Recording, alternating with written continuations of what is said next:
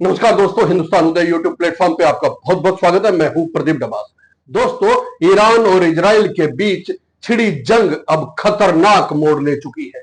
यह सिर्फ दो देशों के बीच का संघर्ष नहीं रह गया है, अब इसमें अमेरिका, चीन, रूस, भारत और G7 देश भी अप्रत्यक्ष रूप से शामिल हो चुके हैं। इस संघर्ष के 5वें दिन जो घटनाएं घटी हैं वो इशारा कर रही है कि दुनिया एक बड़े युद्ध की ओर बढ़ रही है। आइए इस वीडियो के जरिए इस पूरे घटनाक्रम को गहराई से समझते हैं। सबसे पहले बात करते हैं मोसाद मुख्यालय और AMAN पर ईरान के हवाई हमले की। तेल अवीव के इजरायली टाउन में स्थित इजरायली खुफिया एजेंसी मोसाद के मुख्यालय पर मंगलवार को ईरान ने हवाई हमला किया। इसके साथ ही मिलिट्री इंटेलिजेंस से जुड़ी एजेंसी अमन यानी कि AMAN की बिल्डिंग को भी निशाना बनाया गया। ईरानी सेना IRGC ने इस हमले की पुष्टि करते हुए कहा कि यह हमला इजराइल की सैन्य आक्रामकता के जवाब में किया गया है। सोशल मीडिया पर सामने आए वीडियो में मोसाद के मुख्यालय में भीषण आग लगी देखी जा सकती है। इस हमले को लेकर इजरायली मीडिया और सरकार में भी भीषण आक्रोश है। अब बात करते हैं मेजर जनरल अली सादमानी की मौत की। इजरायली हवाई हमले में ईरान के टॉप सैन्य अधिकारी मेजर जनरल अली सादमानी की मौत हो गई है। वे खत्म अल अनबानिया हेडक्वार्टर यानी कि ईरान की सैन्य आपात कमान के प्रमुख थे। उन्होंने 4 दिन पहले ही इस पद की जिम्मेदारी दी गई थी। वे मेजर जनरल गुलाम अली राशिद की जगह नियुक्त हुए थे, जो कुछ ही दिन पहले एक हमले में मारे गए थे।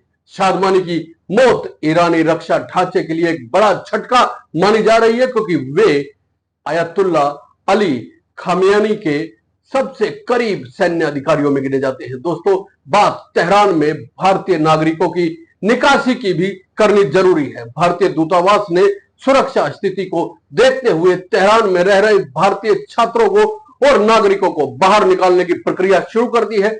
कुछ लोगों को ईरान अर्मेनिया सीमा के जरिए बाहर भेजा गया है। साथ ही भारतीय नागरिकों को खुद से सुरक्षित स्थानों पर जाने की सलाह दी गई है।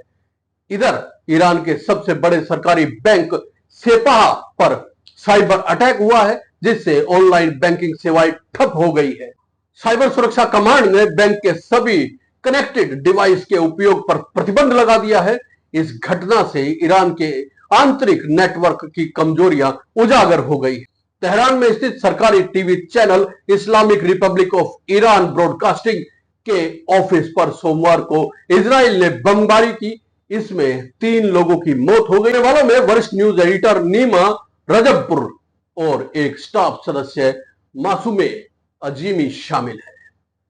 ईरानी विदेश मंत्री अब्बास अरकाची ने इस हमले को इजराइल की कायरता बताया और कहा कि जब इजराइल युद्ध के मैदान में असफल होता है तो वह मीडिया संस्थानों को निशाना बनाता है।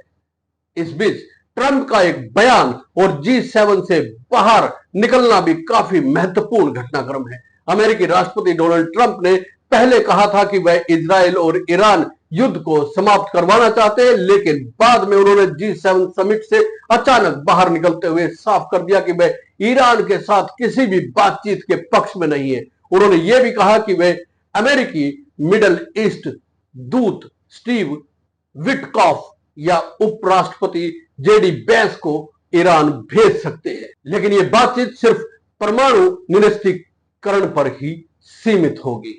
अमेरिका ने यूरोप और मिडल ईस्ट में सैन्य ताकत बढ़ा दी है। 2 दर्जन से अधिक टैंकर विमान, जिनमें KC-135 स्ट्रेटोर्ट टैंकर और KC-46 पेगासस शामिल है। स्ट्रेट ऑफ हॉर्म्यूज में अनहोनी और जहाजों में आग लगने की बात भी करनी बेहद जरूरी है। दोस्तों, ब्रिटिश समुद्री सुरक्षा कंपनी अम्ब्रे और सोशल मीडिया रिपोर्ट्स के अनुसार ओमान की खाड़ी के पास स्ट्रेट ऑफ हॉर्म्यूज में 3 जहाजों में आग लगने की खबर आई है। नासा के FIRMS मैप पर भी इस क्षेत्र में 3 लाल निशान देखे गए हैं। हालांकि इस बात की आधिकारिक पुष्टि अभी नहीं हुई है।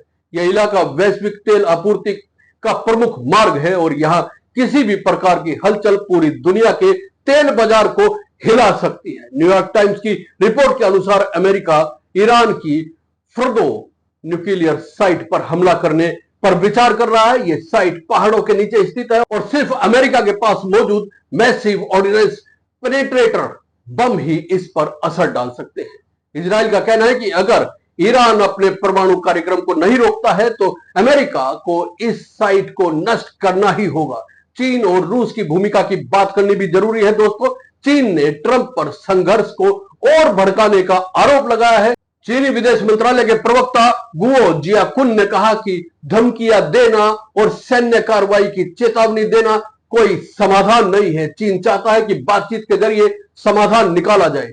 वहीं रूस ने भी अमेरिका और इजराइल को चेतावनी दी है कि वह मिडिल ईस्ट को जंग का मैदान न बनाए। रूस ने ईरान के साथ रणनीतिक, सैन्य और परमाणु सहयोग की संभावनाओं पर चर्चा की है। भारत ने भी अपने नागरिकों को निकालने के साथ साथ मध्यस्थता की संभावनाएं भी टटोलनी शुरू कर दी है। विदेश मंत्रालय के सूत्रों के मुताबिक भारत दोनों पक्षों के साथ संवाद में है और मिडिल ईस्ट में स्थिरता को सबसे ऊपर मानता है।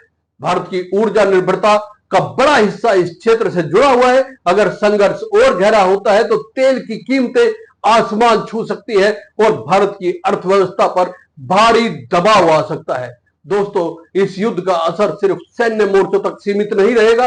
अगर स्ट्रेट ऑफ हॉर्म्यूज से तेल आपूर्ति बाधित होती है तो पेट्रोल, डीजल, गैस और अन्य पेट्रोलियम उत्पादों की कीमतों में उछाल आ सकता है। भारत, चीन, जापान और दूसरे देशों को बड़ा झटका लग सकता है। इसके अलावा वैश्विक शेयर बाजार, सोने की कीमतें, डॉलर, रुपया और विनिमय दर और कच्चे तेल के वायदा सौदों में भी भारी उथल पुथल की आशंका है।